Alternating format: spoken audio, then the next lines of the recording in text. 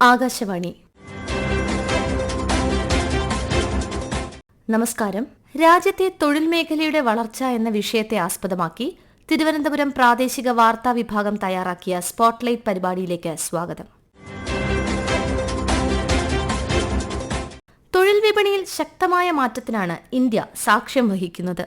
കഴിഞ്ഞ 6 വർഷത്തിനിടെ രാജ്യത്ത് 17 കോടിയോളം തൊഴിലവസരങ്ങൾ സൃഷ്ടിക്കപ്പെട്ടതായി കേന്ദ്ര തൊഴിൽ മന്ത്രാലയം കഴിഞ്ഞ ദിവസം വ്യക്തമാക്കിയിരുന്നു. 2023-24 കാലയളവിൽ രാജ്യത്തെ തൊഴിലവസരങ്ങൾ 64 കോടി 33 ലക്ഷമായി ഉയർന്നു. 2017-18 സാമ്പത്തിക വർഷത്തിൽ തൊഴിലവസരങ്ങൾ 47 കോടി 50 ലക്ഷമായിരുന്നു. 6 വർഷത്തിനിടെ രാജ്യത്തെ തൊഴിലില്ലായ്മ നിരക്ക് 6% നിന്ന് 3.2% കുറഞ്ഞു. യുവാക്കളുടെ തൊഴിലില്ലായ്മ നിരക്ക് 17.8% നിന്ന് 10.2% കുറഞ്ഞു. ആഗോള ശരാശരി 13.3% എന്ന നിലയിലിരിക്കെയാണ് തൊഴിൽ മേഖലയിൽ രാജ്യം നേടിയ പുരോഗതി എന്നതും ശ്രദ്ധേയമാണ്. 2023-24 സ്വയം തൊഴിൽ 58.4% വർദ്ധിച്ചു.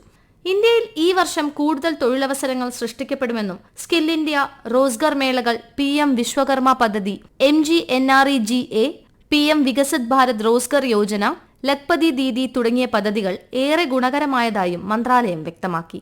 വർദ്ധിച്ചുവരുന്ന EPFO എൻറോൾമെന്റുകൾ തൊഴിൽ മേഖലയുടെ വളർച്ചയുടെ വ്യക്തമായ സൂചനയാണ്. ശക്തമായ സർക്കാർ നയങ്ങൾ, ഡിജിറ്റൽ വളർച്ച, പുതിയ അവസരങ്ങൾ എന്നിവയിലൂടെ ഇന്ത്യ ആഗോള തൊഴിൽ ശക്തി കേന്ദ്രമായി സ്വയം സ്ഥാനം രേഖപ്പെടുത്തിയിട്ടുണ്ട്. തൊഴിലില്ലായ്മ ഗണ്യമായി കുറയുകയും തൊഴിൽ പങ്കാളിത്തത്തിലും തൊഴിലാളികളുടെ എണ്ണത്തിലും അനുപാതത്തിലും ഗണ്യമായ പുരോഗതി പ്രകടമാവുകയും ചെയ്തു. ഡിജിറ്റൽ സമ്പദ്വ്യവസ്ഥ, പുനരുപയോഗ ഊർജ്ജം തുടങ്ങിയ മേഖലകൾ ഉയർന്ന നിലവാരമുള്ള തൊഴിലവസരങ്ങൾ സൃഷ്ടിക്കുന്നതിൽ വിപുലമായ സാധ്യതകളാണ് വാഗ്ദാനം ചെയ്യുന്നത്. ഇത് വികസിത രാജ്യം എന്ന സങ്കല്പത്തിന് കൂടുതൽ ഊർജ്ജമേകുമെന്ന് പറയുകയാണ് സാമ്പത്തിക വിദഗ്ധനും SBIയുടെ അഡ്വൈസറുമായ ആദികേശവൻ. പ്രധാനമായിട്ടും ഇപ്പോ ഈ തൊഴിലില്ലായ്മ നിരക്ക് കുറഞ്ഞതായിട്ടുള്ള കണക്ക് വരുമ്പോൾ നാം മനസ്സിലാക്കേണ്ടത് സമ്പദ്ഘടനയില് മൊത്തത്തില് കോവിഡിന്റെ ആ കാലഘട്ടം ഒഴിവാക്കി കഴിഞ്ഞാല്, മാറ്റി നിർത്തി കഴിഞ്ഞാല്, കഴിഞ്ഞ ഒരു 8-10 വർഷമായിട്ട് തന്നെ നല്ല രീതിയിലുള്ള വളർച്ചാ നിരക്ക് നമ്മുടെ രാജ്യത്തിലെ സമ്പദ്ഘടന മറ്റു രാജ്യങ്ങളെ അപേക്ഷിച്ച് ഉയർന്ന നിലയിൽ തന്നെ നേടാനായിട്ട് നമുക്ക് സാധിച്ചിട്ടുണ്ട്. അപ്പൊ ആ ഉയർന്ന വളർച്ചാ നിരക്ക് എല്ലാ മേഖലകളിലും, ഇപ്പോ കൃഷി, കാർഷിക വിഭാഗമാണെങ്കിലും, സർവീസസ് സെക്ടർ ആണെങ്കിലും, മാനുഫാക്ചറിങ്ങിലും അതെ, എല്ലാ സ്ഥലത്തും കാര്യമായ പുരോഗതി നമ്മുടെ രാജ്യത്തിൽ കൈവരിക്കുവാൻ സാധിച്ചിട്ടുണ്ട്. ആ ഗ്രോത്ത് റേറ്റ്, അതായത് വളർച്ചാ നിരക്ക് കൂടുന്നതിന് ആനുപാതികമായി സാധാരണഗതിയിൽ തൊഴിൽ സാധ്യതകളും എല്ലാ മേഖലകളിലും കൂടാറുണ്ട്. ഇപ്പോൾ വന്നിട്ടുള്ള കണക്കുകൾ നമുക്ക് പറഞ്ഞു തരുന്നത് ഇതെല്ലാ മേഖലകളിലും വന്നിട്ടുള്ള വളർച്ചയുടെ ഫലമായി നാം ഉദ്ദേശിക്കുന്ന രീതിയിലുള്ള തൊഴിൽ സാധ്യതകളും ഈ മേഖലകളിൽ ഉണ്ടാക്കപ്പെട്ടിട്ടുണ്ട്. ഒരു വികസന സങ്കല്പത്തിന്റെ ഭാഗമാണ് ഹയർ ലെവൽ ഓഫ് ഡിജിറ്റൈസേഷൻ, അല്ലെങ്കിൽ ഇതേപോലെ റിന്യൂവബിൾ എനർജി സോഴ്സസ്, പുതിയ AI മേഖല, പുതിയ മേഖലകളിലേക്ക് തൊഴിൽ സാധ്യതകൾ സൃഷ്ടിക്കപ്പെടുന്നു. അല്ലെങ്കിൽ ആ മേഖലകളിൽ കേന്ദ്രീകൃതമായിരിക്കും പുതിയ തൊഴിൽ സാധ്യതകൾ എന്നുള്ളത് ശരിയാണ്. വികസനത്തിന്റെ ആ മോഡൽ എന്ന് പറയുന്നത് നമ്മളിപ്പോഴും മനസ്സിലാക്കേണ്ടത് ഒരു ഡിജിറ്റൽ, കുറച്ചുകൂടി ടെക്നോളജി യൂസ് ചെയ്യുന്ന ആ മാർഗത്തിലേക്ക് തന്നെയാണ് വികസനം ചെന്ന് നിൽക്കുന്നത്.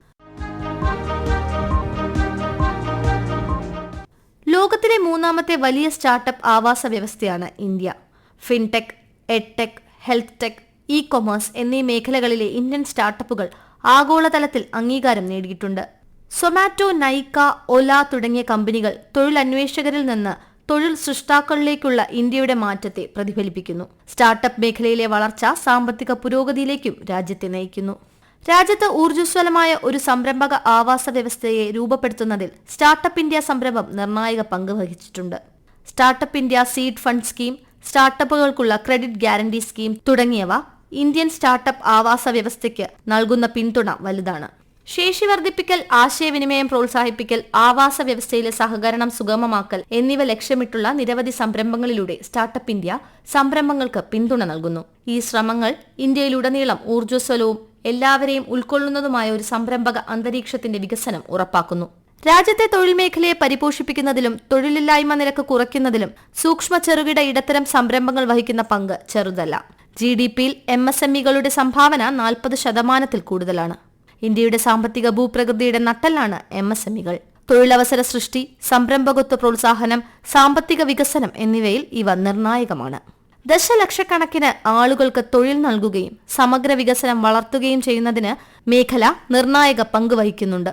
തൊഴിലവസരങ്ങൾ സൃഷ്ടിക്കുന്നതിലും കയറ്റുമതി മത്സരക്ഷമത വർദ്ധിപ്പിക്കുന്നതിലും ആഗോള സാമ്പത്തിക ശക്തിയാകാനുള്ള ഇന്ത്യൻ ശ്രമങ്ങൾക്ക് MSME മേഖല നിർണായക സംഭാവനകളാണ് നൽകി വരുന്നത്. സംരംഭങ്ങൾ ആരംഭിക്കുന്നതിനുള്ള സമയം കുറച്ച് മൂലധന പിന്തുണ ഉറപ്പാക്കി ചുരുങ്ങിയ സമയത്തിൽ ചെറു സംരംഭങ്ങൾ ആരംഭിക്കാൻ സർക്കാർ മികച്ച പിന്തുണയാണ് നൽകി വരുന്നത്. മരപ്പണി, ആയുധ നിർമ്മാണം, ലോഹപ്പണി, ശില്പനിർമ്മാണം, സ്വർണ്ണ വെള്ളിപ്പണികൾ, മൺപാത്ര നിർമ്മാണം, കൊത്തുപണി, അലക്ക്, തയ്യൽ തുടങ്ങി 18 തൊഴിൽ വിഭാഗങ്ങളിലെ കരകൌശല വിദഗ്ധർക്കും തൊഴിലാളികൾക്കും പിന്തുണ നൽകുന്നതിനായി കേന്ദ്ര സർക്കാർ ആരംഭിച്ച പദ്ധതിയാണ് PM വിശ്വകർമ്മ. പരിശീലനം, ക്രെഡിറ്റ് പിന്തുണ, ഡിജിറ്റൽ പ്രോത്സാഹനം ഉൾപ്പെടെയുള്ളവ പദ്ധതി ഉറപ്പാക്കുന്നു. PM വിശ്വകർമ്മ പദ്ധതിയിലൂടെ കരകൌശല വിദഗ്ധർക്ക് വളരെ വലിയ പ്രയോജനമാണ് ലഭിക്കുന്നതെന്ന് Vishwakarma service society state director board member Harishankar TS Akashvani വാർത്തകളോട് പറഞ്ഞു. രാജ്യത്തെ പരമ്പരാഗത തൊഴിൽ മേഖലയിൽ പണിയെടുക്കുന്ന ജനവിഭാഗങ്ങളുടെ സമഗ്ര പുരോഗതി ലക്ഷ്യമിട്ട് കേന്ദ്ര സർക്കാർ നടപ്പാക്കുന്ന പദ്ധതിയാണ് വിശ്വകർമ്മ യോജന. ഇതിന് പ്രധാനമായും 3 ഘട്ടങ്ങളാണ് ഉള്ളത്. ആദ്യത്തേത് ഈ ആർട്ടിസാനെ ഐഡന്റിഫൈ ചെയ്യുക എന്നത്. ഈ ഓൺലൈനായി അപേക്ഷിക്കുന്നവരിൽ നിന്ന് അവരുടെ അപേക്ഷ പരിശോധിച്ച് അവർ ആർട്ടിസാനാണ് എന്ന് ഉറപ്പുവരുത്തി അവർക്ക് ഐഡന്റിറ്റി കാർഡ് കൊടുക്കുന്നതാണ് ആദ്യ ഘട്ടം. അത് 3 ഘട്ടങ്ങളിലായിട്ടാണ് ആ ഐഡന്റിഫിക്കേഷൻ നടക്കുന്നത്. ഗ്രാമതലത്തിലും പിന്നെ ജില്ലാ തലത്തിലും കളക്ടറുടെ തലത്തിലുമൊക്കെ 3 ഘട്ടങ്ങളിൽ പരിശോധന കഴിഞ്ഞ് ആർട്ടിസാൻ ആണെന്ന് അവരെ തിരിച്ചറിഞ്ഞ് അവർക്ക് ഐഡന്റിറ്റി കാർഡ് കൊടുക്കുകയും തുടർന്ന് 2ാം ഘട്ടമായി അവർക്ക് അവരുടെ മേഖലയിൽ അവർ ചെയ്യുന്ന തൊഴിൽ മേഖലയിൽ അവർക്ക് സ്കിൽ ഡെവലപ്മെന്റ് മിനിസ്ട്രിയുടെ കീഴിൽ ട്രെയിനിങ്, മികച്ച ആധുനികവൽക്കരണം ഉൾപ്പെടെയുള്ള ട്രെയിനിങ് പരിപാടികൾ അവർക്ക് നൽകുകയും ആ ട്രെയിനിങ് പരിപാടി നടക്കുമ്പോൾ അവർക്ക് ടൂൾ കിറ്റ്, അതായത് തൊഴിൽ ചെയ്യുന്നതിനുള്ള ടൂൾ കിറ്റ് സൗജന്യമായി 15,000 രൂപയുടെ ടൂൾ കിറ്റാണെന്ന് തോന്നുന്നു, അത് നൽകുന്നുണ്ട്. ഇത്തരത്തിൽ ട്രെയിനിങ് വിജയകരമായി പൂർത്തിയാക്കുന്നവർക്ക് സംരംഭകത്വത്തിലേക്ക് കടക്കാൻ, ഈ അടിസ്ഥാന മേഖലയിൽ പണിയെടുക്കുന്നവരെ തൊഴിൽ വിഭാഗങ്ങളിൽ നിന്ന് സംരംഭകരായി വളർത്തുക എന്നത് സമഗ്രമായ ഒരു പദ്ധതിയാണ്. ഏതാണ്ട് 20 കോടിയോളം ജനങ്ങൾ ഈ പരമ്പരാഗത തൊഴിൽ മേഖലയിൽ പണിയെടുക്കുന്നവരുണ്ട് എന്നാണ് ഏകദേശ കണക്ക്. ആ ഒരു ജനങ്ങളിലേക്ക് വലിയ തോതിലുള്ള സഹായം എത്തിക്കുന്നതിന് വളരെ 13,000 കോടി രൂപയാണ് കഴിഞ്ഞ ബഡ്ജറ്റിൽ ഈ പദ്ധതിയിലേക്ക് നീക്കിവെച്ചത്. ദീർഘവീക്ഷണത്തോടുകൂടി മികച്ച ഒരു അറേഞ്ച്മെന്റ് ഒക്കെ ചെയ്തിട്ടാണ് ഈ പദ്ധതിക്ക് രൂപകൽപ്പന നൽകിയിരിക്കുന്നത്. തൊഴിലില്ലായ്മ നിരക്ക് കുറയ്ക്കുന്നതിലും തൊഴിൽ ലഭ്യത ഉറപ്പാക്കുന്നതിലും പ്രധാന പങ്ക് വഹിക്കുന്ന ഒന്നാണ് നൈപുണ്യ വികസനം. രാജ്യത്തുടനീളം ആവശ്യാനുസരണം സാങ്കേതിക വിദ്യാധിഷ്ഠിതവും വ്യവസായവുമായി യോജിച്ചു പോകുന്നതുമായ പരിശീലനം സമന്വയിപ്പിച്ച് വൈദഗ്ധ്യമുള്ളതും ഭാവി സുസജ്ജവുമായ തൊഴിൽ ശക്തി കെട്ടിപ്പടുത്തുന്നതിനുള്ള സർക്കാരിന്റെ പ്രതിബദ്ധതയുടെ പ്രതിഫലനമാണ് സ്കിൽ ഇന്ത്യ മിഷൻ, പ്രധാനമന്ത്രി Kaushal Vikas Yojana, PM national apprenticeship promotion scheme, Jan Shikshan Sansthan പദ്ധതി തുടങ്ങിയവ. അതിവേഗം വികസിച്ചുകൊണ്ടിരിക്കുന്ന ആഗോള സമ്പദ് വ്യവസ്ഥയിൽ അഭിവൃദ്ധി പ്രാപിക്കാൻ ആവശ്യമായ നൈപുണ്യം ഉപയോഗിച്ചുകൊണ്ട് ഇന്ത്യയുടെ തൊഴിലാളികളെ സജ്ജരാക്കുന്നതിൽ ഇത്തരം പദ്ധതികൾ നിർണായക സംഭാവനയാണ് വഹിക്കുന്നത്. വ്യവസായങ്ങളിലുടനീളം സ്ത്രീ പങ്കാളിത്തത്തിലും ഗണ്യമായ വർധനയാണ് ഉണ്ടായത്. സ്റ്റാർട്ടപ്പ് ഇന്ത്യ, മുദ്ര പദ്ധതി, മിഷൻ പദ്ധതി, ലഖ്പതി ദീദി തുടങ്ങിയ പദ്ധതികൾ തൊഴിൽ ലഭ്യതയ്ക്കൊപ്പം സ്ത്രീ ശാക്തീകരണം, സ്ത്രീ സംരംഭകത്വം തുടങ്ങിയവ പ്രോത്സാഹിപ്പിക്കുന്നുണ്ട്. വനിതാ തൊഴിൽ ശക്തി പങ്കാളിത്തം ഉറപ്പാക്കി വികസിത രാഷ്ട്രമാകുക എന്ന സർക്കാർ ലക്ഷ്യങ്ങൾക്ക് ഇത്തരം പദ്ധതികൾ ഏറെ സഹായകമാകുന്നുണ്ട്. ഇന്ത്യയിലെ വനിതാ സംരംഭകത്വം വളർന്നതിന് നിരവധി ഉദാഹരണങ്ങളുണ്ട്. കഴിഞ്ഞ ദശാബ്ദത്തിനിടെ സമ്പദ് വ്യവസ്ഥയിൽ സ്ത്രീ പങ്കാളിത്തത്തിൽ ഗണ്യമായ വർധനയാണ് ഉണ്ടായത്. മുതിർന്ന മാധ്യമപ്രവർത്തകനായ വിദ്യാനന്ദൻ MS ആകാശവാണി വാർത്തകളോട്. കഴിഞ്ഞ ഏതാനും വർഷങ്ങൾ കൊണ്ട് രാജ്യത്തെ തൊഴിൽ മേഖലയിലെ സ്ത്രീ പങ്കാളിത്തത്തിൽ വലിയ മുന്നേറ്റമാണ് ഉണ്ടായിരിക്കുന്നത്. 2017-18 സാമ്പത്തിക വർഷം ഇന്ത്യയിലെ തൊഴിൽ മേഖലയിലെ സ്ത്രീ പങ്കാളിത്തം വെറും 23%. 6 വർഷങ്ങൾക്കിപ്പുറം 2023-24 ഇത് 41%-ആയാണ് ഉയർന്നത്. ഇതിന്റെ പ്രധാന കാരണം കേന്ദ്ര സർക്കാരിലെ വിവിധ മന്ത്രാലയങ്ങളും വകുപ്പുകളും കൈക്കൊണ്ട നയപരമായ പരിഷ്കാരങ്ങളും ഒട്ടനവധി പദ്ധതികളുമാണ്. സ്റ്റാർട്ടപ്പ് ഇന്ത്യ പദ്ധതി ഇതിനൊരു മികച്ച ഉദാഹരണമാണ്. ഈ വർഷം മാർച്ച് വരെയുള്ള കണക്ക് പ്രകാരം ഈ പദ്ധതിയുടെ കീഴിൽ 1,57,000 സ്റ്റാർട്ടപ്പുകളാണ് തുടങ്ങിയിട്ടുള്ളത്. ഇതിൽ 73,000-ഓളം സ്റ്റാർട്ടപ്പുകൾ എന്നുവെച്ചാൽ 1.5 ലക്ഷത്തിന്റെ ഏതാണ്ട് പകുതിയോളം സ്റ്റാർട്ടപ്പുകളുടെ ഡയറക്ടർമാരിൽ ഒരാൾ വനിതയാണ്. പ്രധാൻമന്ത്രി മുദ്ര യോജന അഥവാ മുദ്ര ലോൺ സ്കീം എടുത്തു പറയേണ്ട മറ്റൊരു പദ്ധതിയാണ്. ചെറുകിട സംരംഭകരെ സഹായിക്കാനായി 2015 തുടങ്ങിയതാണ് ഈ പദ്ധതി. 10 വർഷങ്ങൾക്കിടെ 52 കോടി മുദ്ര ലോണുകളാണ് നൽകിയത്. ഈ പദ്ധതിയുടെ ആകെ ഗുണഭോക്താക്കളിൽ 68% സ്ത്രീകളാണ്. സാമ്പത്തിക രംഗത്തിന്റെ ജീവനാഡി എന്ന് തന്നെ പറയാവുന്ന സൂക്ഷ്മ ചെറുകിട ഇടത്തരം സംരംഭങ്ങൾ അഥവാ MSME മേഖലയിൽ സ്ത്രീകളുടെ വൻ മുന്നേറ്റമുണ്ടായിട്ടുണ്ട്. 2020-21 സാമ്പത്തിക വർഷം രാജ്യത്താകെയുള്ള MSMEകളിൽ വെറും 17% മാത്രമാണ് വനിതകളുടെ ഉടമസ്ഥതയിലുണ്ടായിരുന്നത്. എന്നാൽ ഇക്കഴിഞ്ഞ സാമ്പത്തിക വർഷം 2024-25 ഇത് 42%-ഓളമായി ഉയർന്നു. അതായത് വെറും 4 വർഷങ്ങൾ കൊണ്ട് സ്ത്രീകളുടെ ഉടമസ്ഥതയിലുള്ള സംരംഭങ്ങളുടെ ശതമാനം ഇരട്ടിയിലധികമായി. സംരംഭങ്ങൾ തുടങ്ങാനുള്ള സാമ്പത്തിക സഹായം മുതൽ വിപണി കണ്ടെത്താൻ വരെ സ്ത്രീകളെ സഹായിക്കുന്ന നിരവധി പദ്ധതികളുണ്ട്.